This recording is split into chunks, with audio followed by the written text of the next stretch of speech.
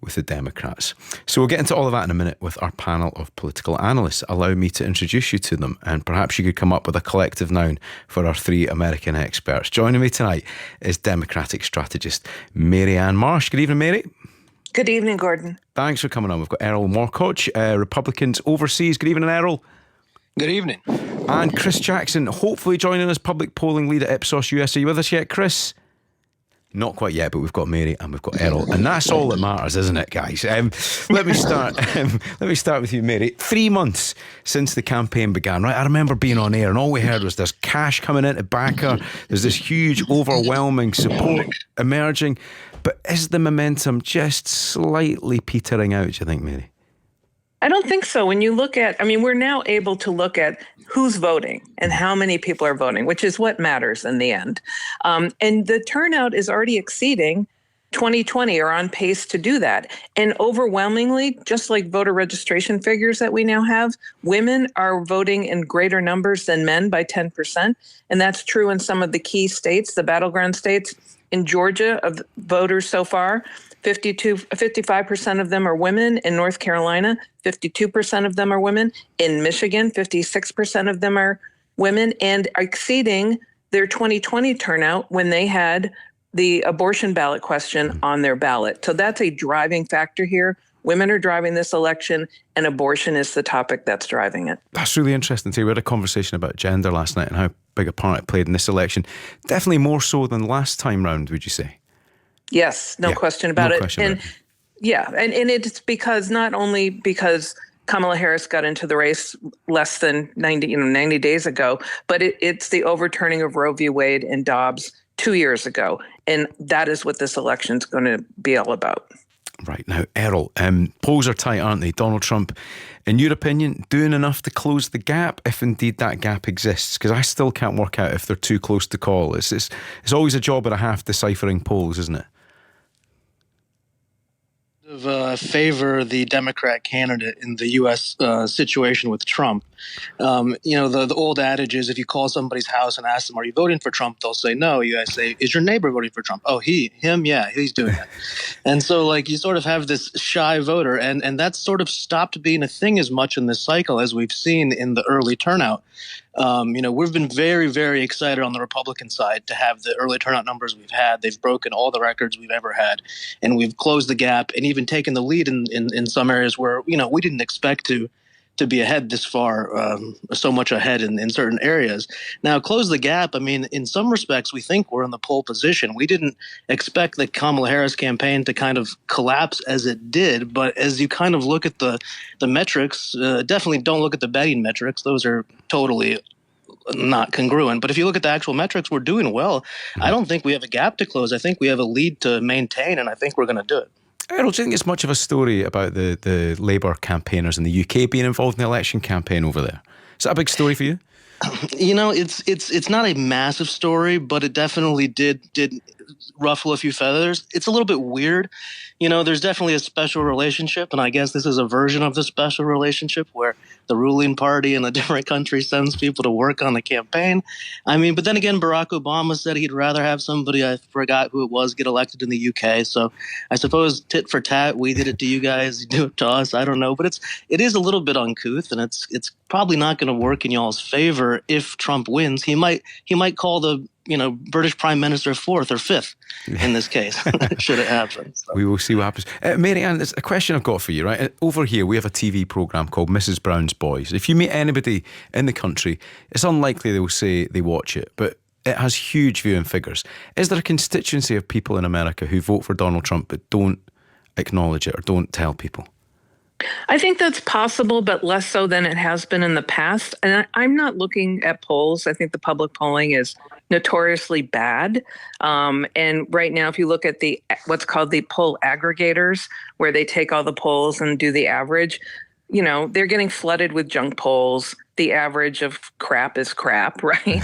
And so I'm not looking at the polls. I'll read them to know what they're saying, but they are notoriously bad and inaccurate. We have real data now. To go back to what Erol was saying, the Republicans are turning out earlier for early voting because Trump has now told them to do it after spending 8 years telling them not to.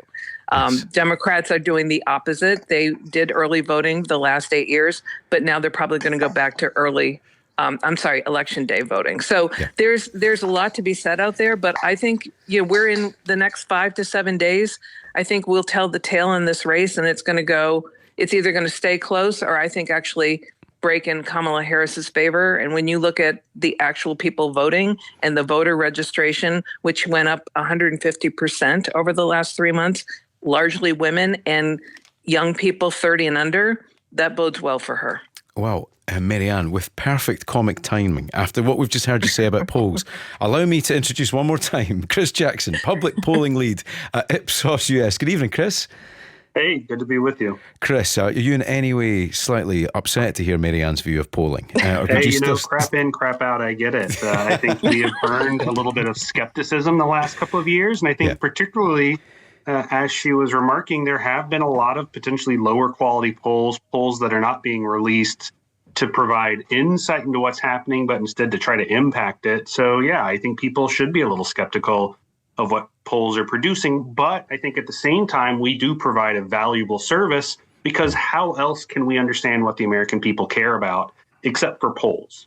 Yeah. And Chris, what's the most telling set of figures and evidence and statistics that you've seen so far in this particular presidential race? Well, I think the big factor to look at, there's two actually, and it's where is Joe Biden's approval rating, which remains relatively weak, and that fundamentally suggests that the government is not terribly popular, and Harris is having to run against that. And the second is, what is the main issue? And the American people still view the economy as the main issue, and I think that's why the Harris campaign has had to focus so hard on telling a positive economic story, and it's both of those things have essentially allowed Trump to gamble with house money, as it were, because he's able to run essentially an easier campaign. It's a shock he's not further ahead at this point, given where the fundamentals are. Now, let's move on to a character that we've been hearing an awful lot about, well, almost every day for a long time, because this week the world's richest man, Elon Musk, appeared on Donald Trump's campaign trail, offering the chance to win $1 million to voters who sign his petition ahead of the election. He's been promised a prominent role in a second Trump White House.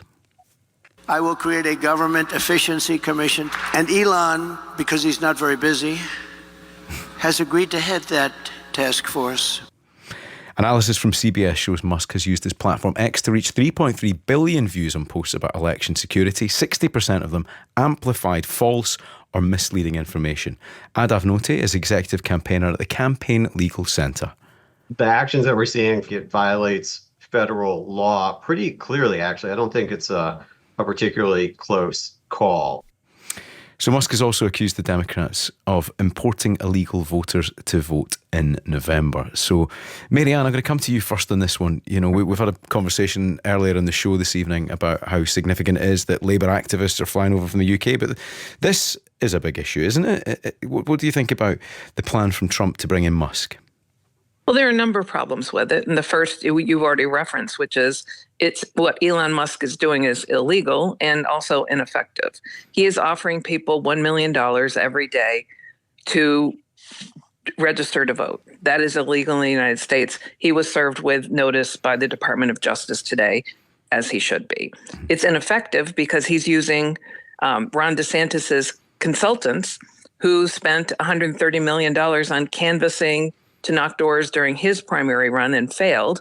And there are reports that the accounting for the doors they're knocking on in Pennsylvania and elsewhere are being forged. They're not accurate. And last but not least, this is all contingent on a promise that Donald Trump has made Elon Musk to have him take over the federal government, see where there's waste and fraud and abuse and where their money could be saved. But in reality, he's handing the keys to the federal government to Elon Musk, who not only would have jurisdiction over the people who regulate him today, whether it's X, Tesla, SpaceX, and all of that, but he would likely take certain parts of the federal government in the United States and privatize them and make them businesses that he no doubt would benefit from. So there's a lot wrong here. And I don't think in the end it's going to help Donald Trump win, but it certainly would hurt the United States of America and the government if he did. Marianne, I don't want to keep pitching you against Chris here, but I'm going to do it again. I'm going to do it. Marianne just said there, Chris, that it's ineffective. But Chris, are these stunts affecting the polls at all? I don't think they are, because we just have not seen the polls move much in the last couple of months. And indeed, I think that really since Harris became the nominee this summer and she sort of consolidated her position, we've seen maybe 2 percentage points worth of change in the polls over that time period. So these stunts, I think, are grabbing attention, perhaps, but Americans know what they think about Donald Trump. They've known what they think about Donald Trump since 2016. There's just not a lot of wiggle room left. And it really is going to come down to which side is better able to mobilize their base to show up. And I think Elon Musk appeals to a very small slice of America, of the sort of, tech bro types. But that's not where the swing vote is going to be in these swing states. So I am also a little bit skeptical about the ultimate utility of bringing Musk on, who is sort of the poster child of wealth in America in a time where Americans are sort of anti-elite and anti-institutional. It's a bit of a question mark to me. Well, Erol, I'd love to ask you about that because, it seems unequivocal, doesn't it, that this is it's illegal. So surely the top brass, the higher echelons of the Republican Party would be raising an eyebrow with that.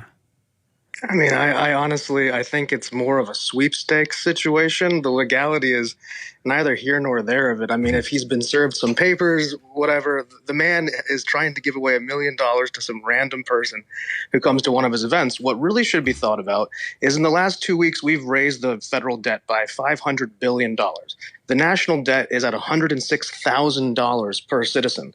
So getting somebody like Elon Musk, who's come in and done incredible things, landing rockets, electric cars, solar energy, one of the greatest immigrants in American history, to be on the ticket and on the campaign, and somebody who we hope goes into the government, which is bloated and inefficient, and helps make these, government agencies shape up or be eliminated. You saw what he did with Twitter. The website works just as well as it did with 80% of the head count gone. That's going to go down as one of the best purchases ever made because of the way he's been able to insert himself as a sovereign citizen into this election. And while people might not like it, nobody, cries that much on the left about George Soros. They don't cry about the fact that Kamala Harris raises billions of dollars and all the tech CEOs are donating to her campaign. We happen to have, yes, the most innovative, genius, smartest guy of them all on our side, but that's neither here nor there. I think it's really good for the campaign. It's bringing in people who really like Elon Musk, and there are very few undecided voters, as we just talked about. So the people who perhaps weren't going to vote, but they see Elon as an exceptionalist, or immigrants like myself who look at Elon as a paradigm of what I would want to be if I come to America, those kind of people who are inspired by Elon Musk, they're going to vote for Donald Trump because they see the connection, and he's not a billionaire by birth, which Donald Trump more is like the landed gentry type. He's done it through innovation and tact and guile, and he's done quite a good job, and he's quite a useful person in his own life. So I think the American people would benefit greatly from having Elon Musk in the administration in some capacity. Well, Erol, very helpfully, you've teed up the next subject, right? Because I want to talk about polarization, and I get the sense you might all be in slightly different positions on this, because I did want to talk about that sense of polarization gripping the US at the moment. It feels more polarized from where we are anyway at any moment in the last century. So have a listen to Marty Griffin, host of KDKA Radio in Pittsburgh, Pennsylvania. Pennsylvania is one of the key swing states that will decide the election. I have never, ever in my career seen folks so angry. And we've been in place here in Pittsburgh. This is the first commercial radio station in the world. Once a week, I open up the phone lines. Trump, Harris. And what I get? Enraged Democrats. Enraged Republicans. And I mean enraged. Goofy, lunatic, fringe, lost their mind voting. And every week, and I'm not exaggerating, it's split. And I'm not exaggerating this. I have friends that used to text me daily with information. I had to block them because they said I sold out to the left or I sold out to the right. The two brothers that own a hardware store. One's a Trumper. The other one's a Democrat. They don't speak anything. This is a fact. There's a local bakery that sells Trump cookies and Harris cookies. Trump's ahead 2-1, and they receive threats from people over selling Trump cookies. It is that volatile because the folks here know this is the most significant area in the most significant state in the country, and it could come down to Western Pennsylvania. It's that critical. That's Marty Griffin there. He's a host at KDKA Radio in Pennsylvania. I would love to have invited Marty to the Scottish independence referendum in 2014, or maybe even the one in Europe that we had a few years later, to see what he made of that in context of what he's saying in America. But again, Marianne, I hope you don't mind me starting with you. How polarised do you think America is at the moment? Well, it's certainly been more unified, and it's certainly been more divided since Donald Trump entered the presidential sweepstakes in 2016. So that's undeniable. But I would point out this is not a both sides thing. If you look at whether it was Hillary Clinton, if you look at Joe Biden, you look at Kamala Harris, the three of them did not demean and degrade and use the language, especially that we're hearing these last few weeks and days. And now we have reports of Donald Trump praising Hitler and Hitler's generals and things like this. So yes, people are taking this election very seriously because the stakes couldn't be higher. But I think in terms of conduct and language and divide and conquer politics, that's decidedly on the side of Trump. Errol, I think I heard you there. From you work with Republicans overseas. What are your thoughts on that? How polarised do you think it is? Well, that was an awful comment. The well-debunked myth that Donald Trump is going around saying, I want Nazi generals in my administration. That's crazy. He obviously didn't say that. That's a fired staffer. That's been debunked. And the crazy rhetoric like that is why you've had 2 assassination attempts from the one party on the other party, because that's insane. The idea that 2 days before an election, you're going to go on BBC and just casually say, Donald Trump thinks that he wants Nazi generals. That is fake news. Hold on, Errol. That's insane that you're saying that. Okay, that's crazy. Errol, that's fake news lies. Well, hold on, Errol. Let's let Marianne reply to that. Marianne? The general, yes, I'm collecting myself. Sorry. The General Kelly, Who was fired?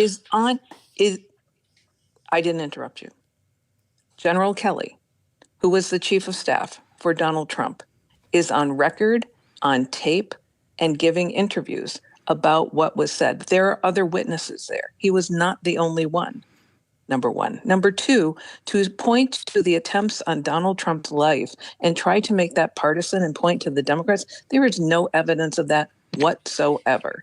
And in fact, contrary to it. So on both those counts, is this kind of discussion that you're having that is leading to exactly the divisions that are going on in this country. So facts are stubborn things. Those are the facts. Those aren't facts. It's hearsay. There is no proof of it. And other people in that room have said that's a lie. And this is why there's a problem. This speaks to the division. We can't get off. We're trying to have a discussion. Is the country divided? We can't even get off the fact that one party thinks we support literally Hitler and Nazi generals and want to have a Nazi army. And the other side is like, hey, we don't actually believe that. So yes, to your original question, that's how polarized we are. We can't even get this conversation to the point of polarization. Well, let's move it on slightly, Errol, because the candour in the language I think that Mary's referring to as well can be quite troubling. And how do you defend some of the conversations we've heard, some of the comments made by Donald Trump when it comes to eating animals, for instance, in a very highly publicised debate?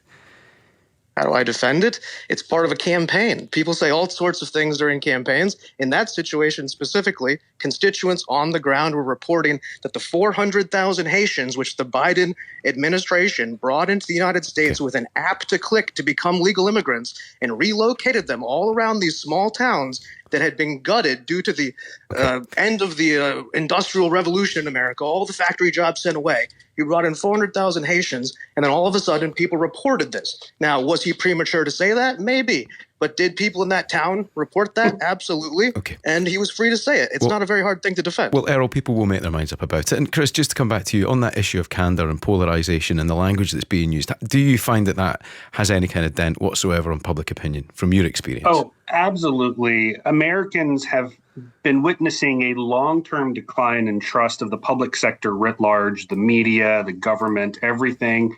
And it's driven, I think, in large part by political actors driving very aggressive, very divisive rhetoric And we see that in our data right now, that like even basic understanding of facts is driven by where people get their information from. So, for instance, in the United States, the U.S. stock market, the Dow Jones, has hit record highs in recent months. It's down the last week or two, but before that had been hitting consecutive highs.